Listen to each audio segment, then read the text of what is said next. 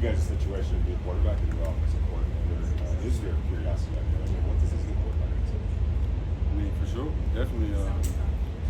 The good part about it is it's not. It's kind of different for us to use the word because we're in control of kind of how it goes. So definitely curious to see how we come out, but it's we control. The things that we can't control can kind of determine what the outcome is going to be. I think what we're doing right now is obviously leading us in the direction to be able to start the way we want, and hopefully we do exactly just that.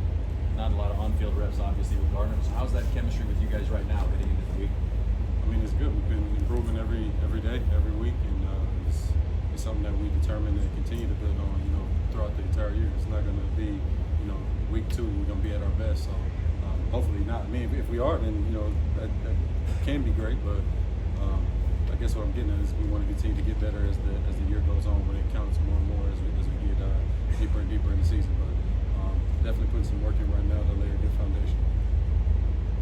What gives you the most confidence about this team going into week 1? Just the fact that this team is just full of dudes that fight. I mean, it's a different type of competition, and I made mention to that before. But we got a roster full of dudes that are determined to establish themselves, build a name for themselves, and play for one another.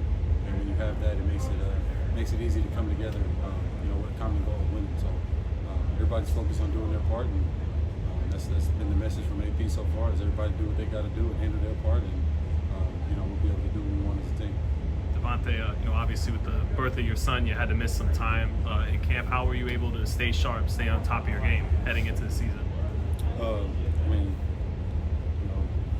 all the same stuff I was doing in the offseason, basically. I had time to still work out and do what I had to do, get my running. Couldn't catch as many balls from the quarterback, obviously, but had to kind of balance the importance of being there for my wife and doing what I got to do there, and then staying on top of the workouts throughout the day. I mean, this ain't it's my 11th year playing, so I don't think anybody was too nervous that it wasn't going to work out the way that we saw it before all of this came about. So got the work in, and I like where we are right now.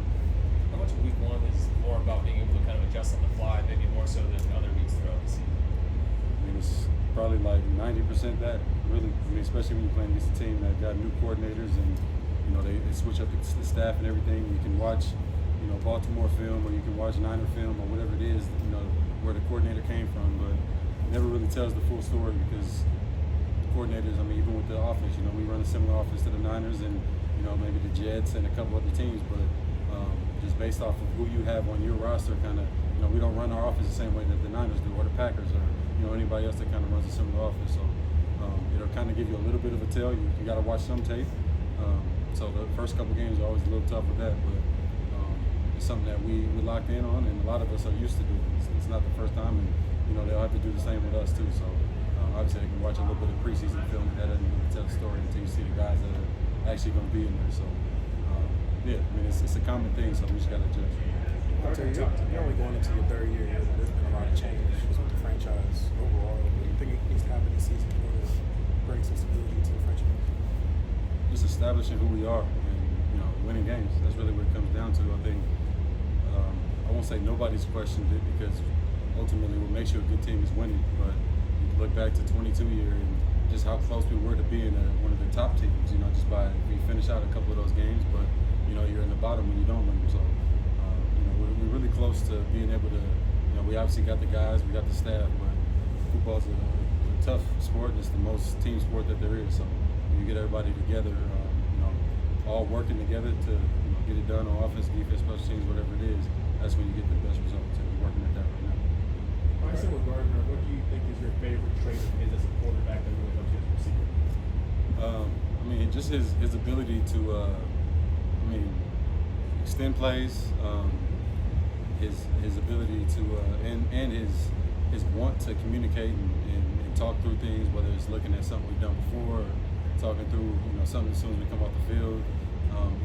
Defense is on the field, and we come off and talking about what I could have done better on my route, what he could have done timing-wise, or different things. Just being able to have those conversations and not having any of your pride in the way, or getting, because sometimes being a grown man in this game and you've made some plays, it can be tough to hear something from another man, on my end or his end or the O-line or whoever. So you got guys that are, open vessels and they're willing to, do whatever it takes to get it done. Those are easy guys to work with. Davante, Antonio has made it a point to emphasize that first quarter of the season and how important it is. You guys are kind of living examples of not handling your business early on and digging a hole and having to dig out right. the energy that takes. What becomes the message in terms of, hey, these games are just as important as down this stretch, if not more so? Yeah, I mean that's what we've always kind of talked about. It's not something that we failed to mention in the past. It's just talking about something and going out and doing it. It's one of those better, easier said than done things. But at the end of the day, you still got to make the message clear to your guys and allow them to understand what's made it to tough on us is that we've had to do so much late in the season over the past couple of years. And still having hope, but it's not easy and it's late to win one game, let alone running the table and finishing the season out with victory. So just kind of reiterating to the team that it's important to start that way. That way we can build it's only been, I think, one team to go through without any losses. And, we're not necessarily fixated on being undefeated. We'd love to do that, but, the idea is starting fast. That way, if something does come up at some point where we hit a speed bump, guys don't have to start panicking and trying to be superheroes and just kind of stay the course and stick to what we do and what makes us best as a team. Gardner talked about how he felt like the timing was a lot better recently with you specifically. What kind of goes into the ins and outs of the stuff maybe we don't see to get that timing? The extra work, the days that we just had quite a few days off, getting in here, watching tape together. Like I said, having those conversations where he thinks he's on time or, I think he's early or he's late or whatever, and you get a few reps and you wonder, come out of a route, you can always feel it, We had one the other day where we were just, it was just the receivers and tight ends and we kind of run some routes and came out and the ball was a little late and he's like, I'll get that to you like a little earlier. And I'm like, I didn't get my, I needed one more revolution and then it would have been perfect. And the ball was a little high, but it's because I ran my route, probably 3 yards short of what I should. So being able to, converse and work through stuff like that, it makes it easier, obviously, down the road. Has Coach Pierce changed much since he was named Carmen versus the term versus?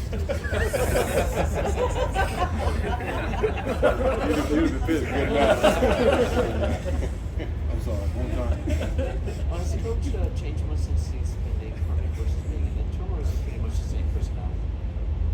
The exact same guy, which is why he's in that position right now. And I mean, he's been that guy really since I first got here. But the thing is, when you're a position coach, you don't have that same voice, and you don't get to be heard as much. Which I talked to a couple of the guys that were in his room, and they said that's exactly it's the same exact guy the whole time. It was just kind of more a local atmosphere of AP versus being able to bring that on the whole team.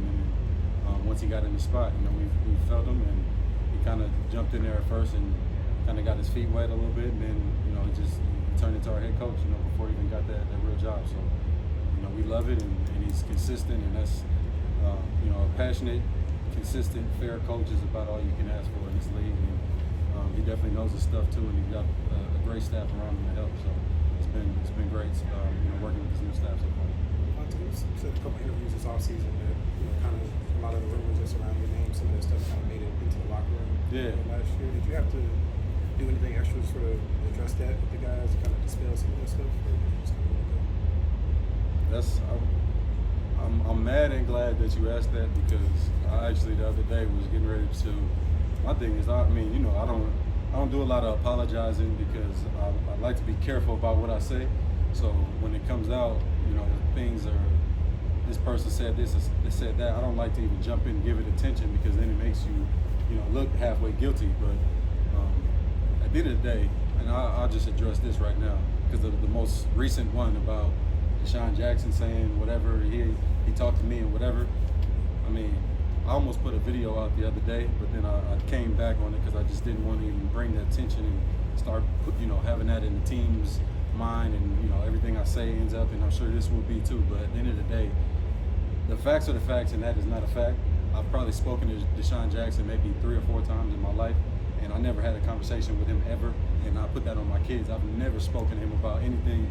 Only person I really talk to about my feelings in general is my wife probably, and she ain't out there leaking anything and dropping stuff like that in the media. So once again, whatever you see, if it ain't from the horse's mouth, it's probably bullshit. So I don't like that. I don't like when that happens because at the end of the day, I don't really care because it's, you know, I live my life and I've gotten to where I've gotten in life in this game or whatever, just from not really paying too much attention to what people say and not feeding into it, not even responding, which is why you haven't really seen me come out and say, oh, this ain't true, that ain't true. I don't even want to give it attention because it's already enough. The moment I open my mouth, it's all over everything. So, but I guess they got what they wanted this time.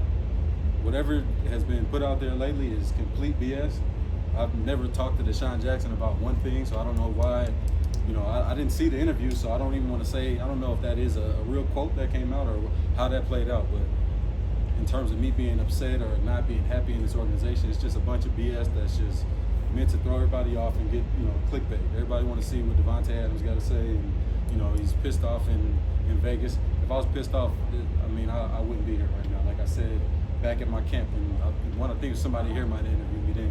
I don't do a lot of the extra stuff, and you know, whatever you hear from my mouth is what you get. And I don't think that y'all stand in front of me getting the vibe that I want to leave this place.